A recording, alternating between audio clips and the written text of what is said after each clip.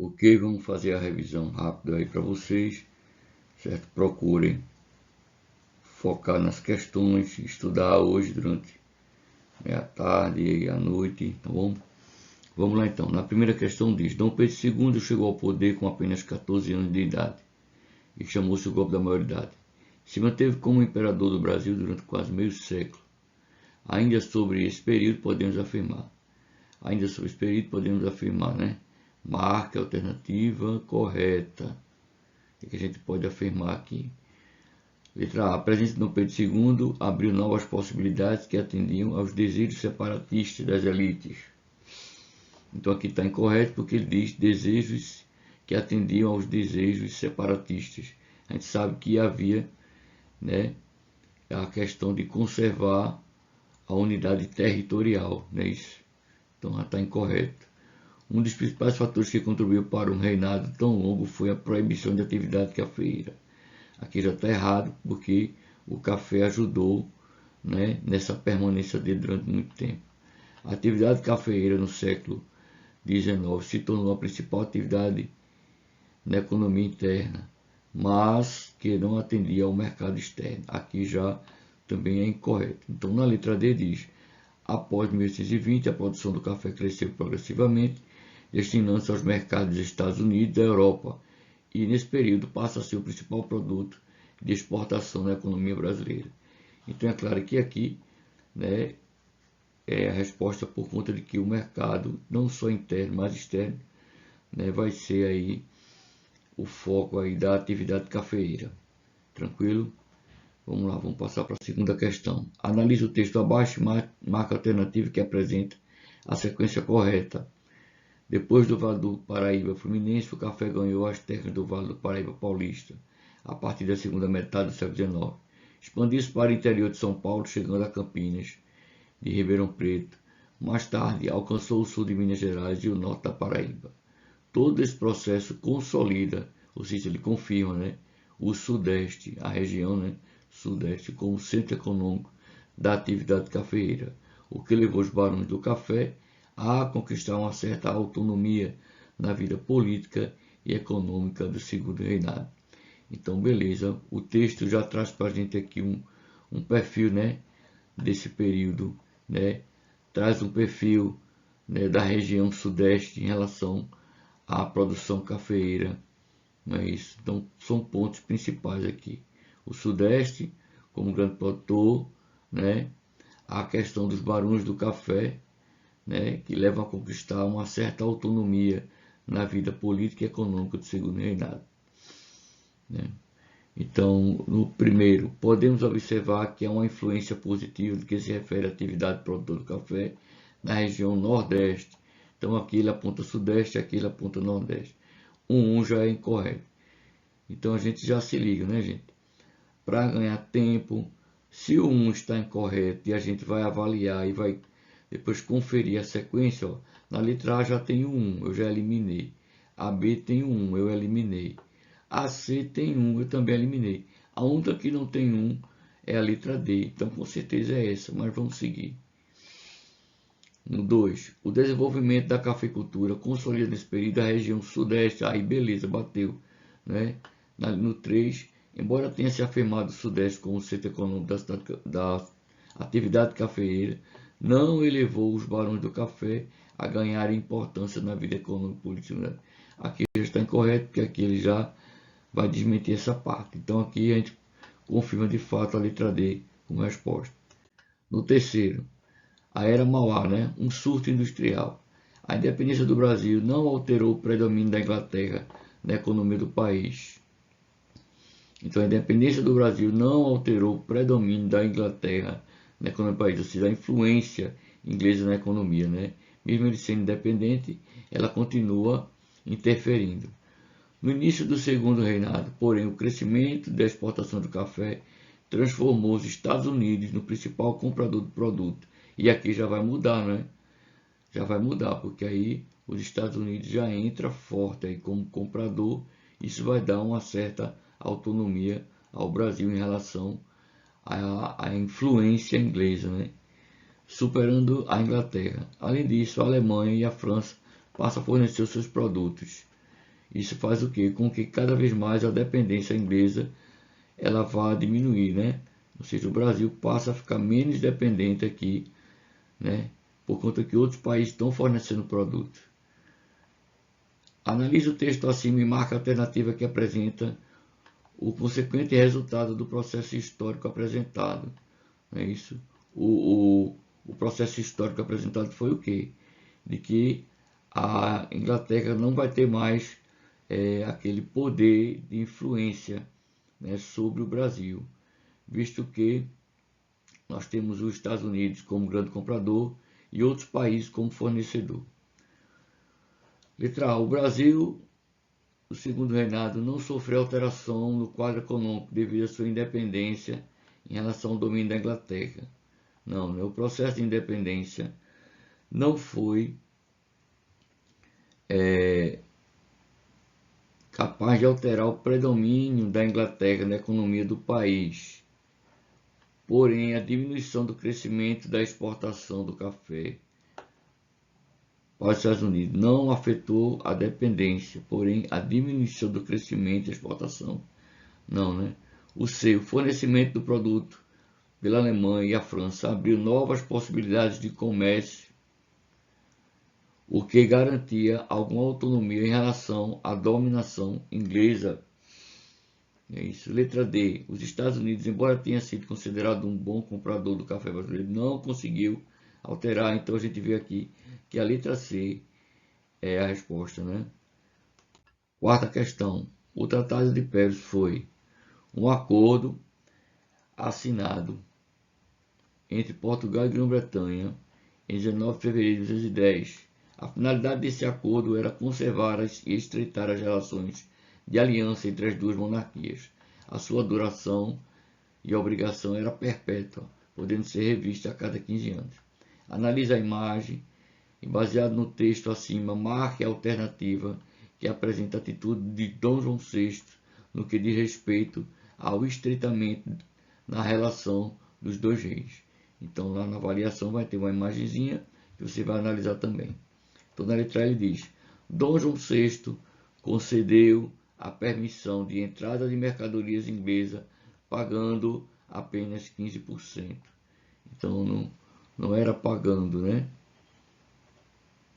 O pagando aqui faz ficar uma coisa, né? Não era pagando, mas cobrando, né?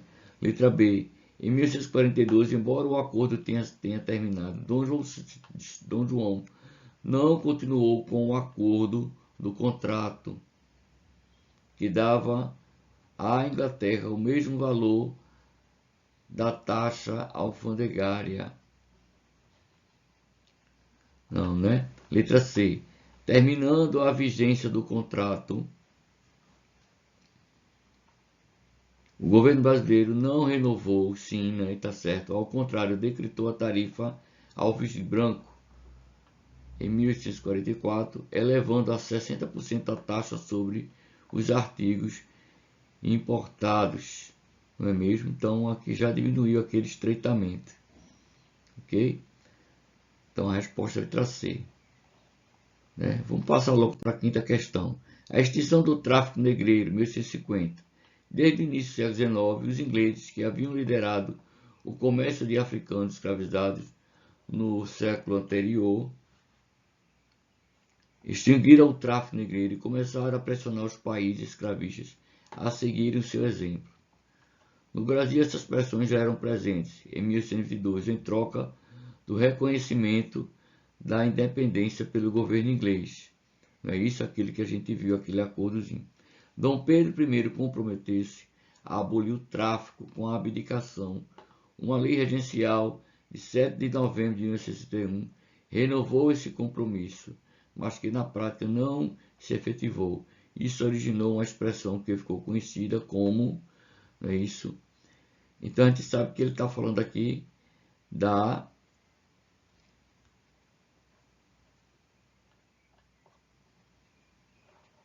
Então analise as alternativas e marque aquela que completa o texto, revelando o sentido, né, da expressão apresentada.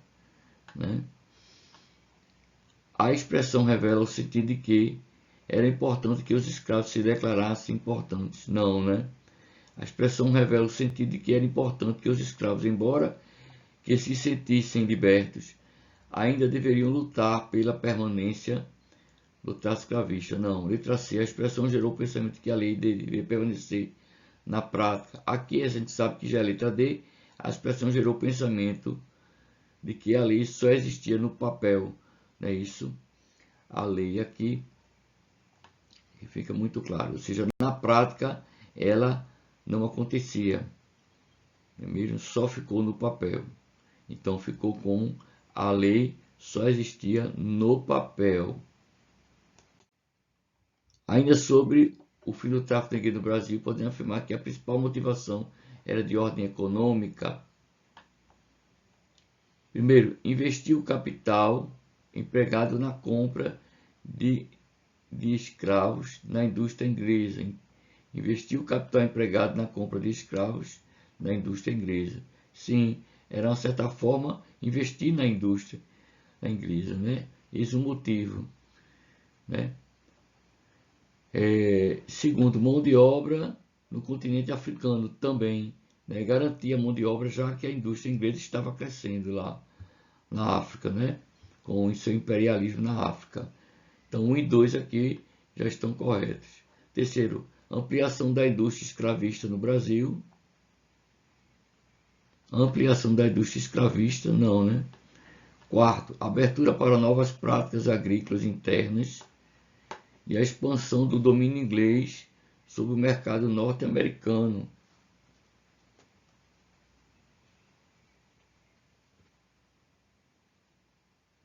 Então, claro que não, essas duas estão corretas, é a letra A, né? A 1 e a 2.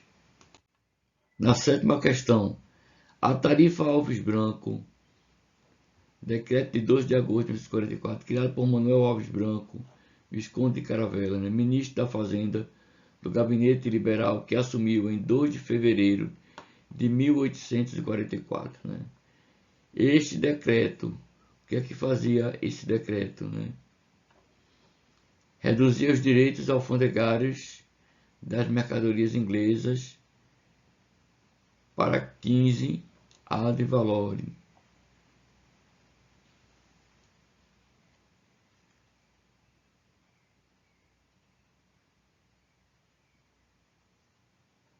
B.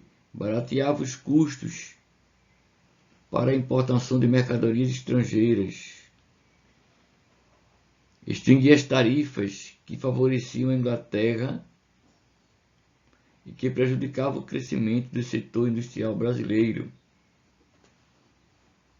Isso, né? Ele extinguia as tarifas que favoreciam a Inglaterra, né?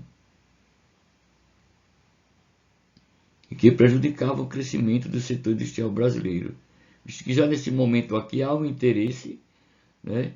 Há um interesse de que haja uma indústria interna, um crescimento interno de produção, para ficar livre, né, dessa hegemonia inglesa, isso de vez. Né? Então, é aí a tarifa Alves Branco vai extinguir, né, tudo aquilo que favorecia. A tarifa favorecia, né, o baixo valor do produto que vinha do exterior. Ela aumenta, né, e aí você tem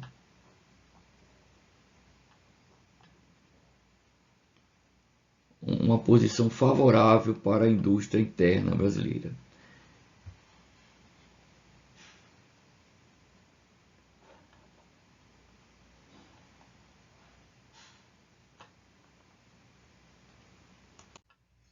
O oitavo, durante o segundo reinado, 1840 a 29, o ministro da Fazenda, Manuel Alves Branco, decretou a cobrança de uma nova tarifa alfandegária sobre os produtos importados. Está vendo aqui? Aqui já ajudou a responder à questão anterior. Aqui ficou conhecida como tarifa Alves Branco. Ó. Com a nova tarifa, a maioria dos produtos importados passou a ser tributada em 30%. Como resultado, na última década, segundo o reinado, o Brasil já contava com 600 indústrias de quase 55 mil operários. Então, aquilo que a gente fala na questão anterior, na sétima, não é mesmo? que a tarifa vai fazer o quê?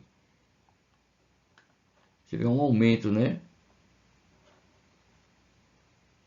Então, a maioria dos produtos importados passou a ser tributada, ou seja, há uma cobrança de 30%, aumentou, não é mesmo?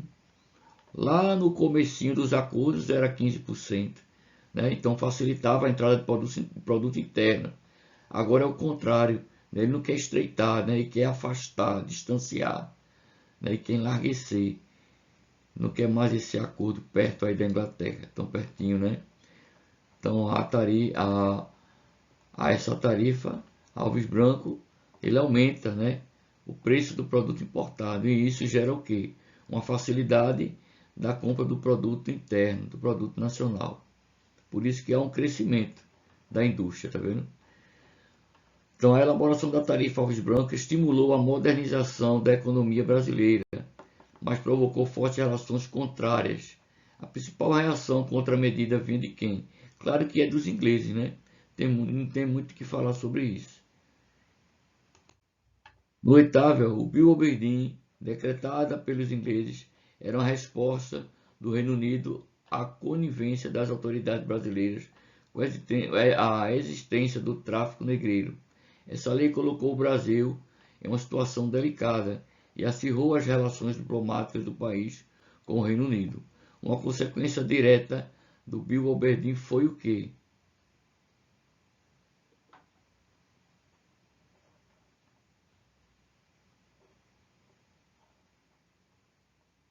Já acirrou, ou seja, chegou no final, foi a lei Eusébio de Queiroz, não é mesmo? A lei Eusébio de Queiroz, que de fato decreta, aí agora a ordem não vinha mais da Inglaterra, é o próprio Brasil que decreta uma lei para dizer, não é porque você quer, mas porque eu agora determinei, né, essa questão, porque a gente viu que o Bill Aberdeen era uma resposta de quê? Inglesa, a questão da lei Feijó, que a gente viu lá no comecinho, a lei Feijó, ficava só o quê? Só no papel a lei, né? Mas na prática o tráfico continuou. E o Bill Aberdeen era uma resposta inglesa a dizer, se continuar, a gente vai afundar qualquer navio. Aí agora é o Brasil que decreta uma lei para dizer, não é porque você diz, sou eu mesmo agora que decreto. E aí eu crio uma lei. A lei Eusébio de Queiroz. Beleza? Resposta à letra D. Na última questão, na década de 1940, a lei Bill Aberdeen, olha aqui, foi aprovada pelo parlamento inglês como uma medida para combater o tráfico negreiro que estava em crescimento no Atlântico Sul, ao longo da primeira metade do século XIX. Uma série de acordos realizados pelos ingleses, primeiro com os portugueses e depois com os brasileiros, levou o decreto de uma lei que proibia o tráfico negreiro no Brasil, mas que ficou conhecida como Lei para Inglês Ver. Estamos referindo ao quê? A Lei Feijó, de 7 de novembro de 31. Beleza? Aquilo que a gente viu lá no comecinho. Tranquilo? Cuidado para não confundir essas duas leis. Essa lei Feijó, ela não decretou assim, de fato, o fim, porque ficou até com a expressão, né? Só para inglês ver, ficou no papel. Ok? Tranquilo? Então aqui resposta, letra C.